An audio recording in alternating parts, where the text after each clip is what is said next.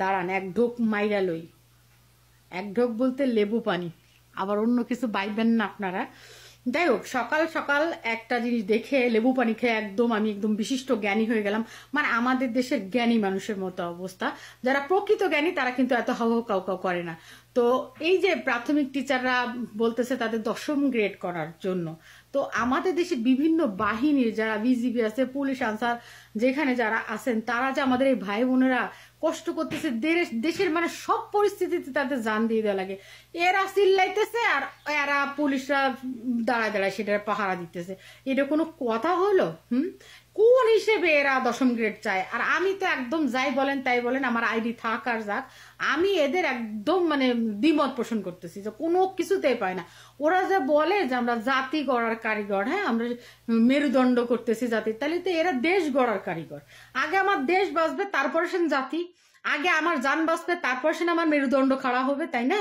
তো আমার মনে হয় যাদের উৎসাহ দরকার, যাদের ছুটি ছাটা নাই, ঈদ বলেন বিশেষ মানে কোনো টাইপের, আজকে ছুটি দেয় আর কালকে আবার অর্ডার আসে কি নিজ স্টেশনে চলে আসো, দেশের অবস্থা ভালো না, কিংবা এই যে ঈদ পূজা পার্বণ কোনো কিছুতে, পূজার মধ্যে যে ডিউটি, এই ইলেকশনের সময় যে ডিউটি, এই ডেলি ডেলি এরা রাসুল গাছুলকি বাদাইতে থাকে, সেই সব জায়গায় যে রৌদ্রের মধ্যে বৃষ্টির মধ্যে দাঁড়ায় থাকা, তো কাদের উৎসাহ বাড়ানো উচিত? আর আপনারা যারা টিচার 10ম গ্রেড কইতেছেন, যারা আসলে টিচার তারা কিন্তু এরকম আপনার মতো চুলকাচুলকি করে না, বুঝছেন?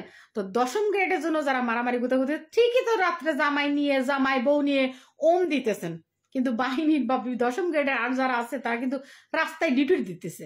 এই যে এখন দেশের অবস্থা ভালো না, তো ওই যে আপনারা যে অজুহাত করেন যে আমরা জাতি গড়ার কারিগর, আমরা জাতির মেরুদণ্ড তৈরি করি, তা এরা দেশ গড়ার কারিগর, এরা দেশ বাঁচানোর জন্য দিন রাত অক্লান্ত পরিশ্রম করে, ঠিক আছে? তো দাবি করার আগে একটু যুক্তি মানে তর্ক করার আগে একটুখানি নিজেরা কিছু বই খাতা যা পড়েন, তারপরে আর কি বালটা পড়ান। প্রাইমারি স্কুল যদি খুব ভালো পড়াইতো তাহলে তো এত ব্যাঙের মতো প্রাইভেট স্কুল কলেজ গড়ে উঠতো না, তাই না?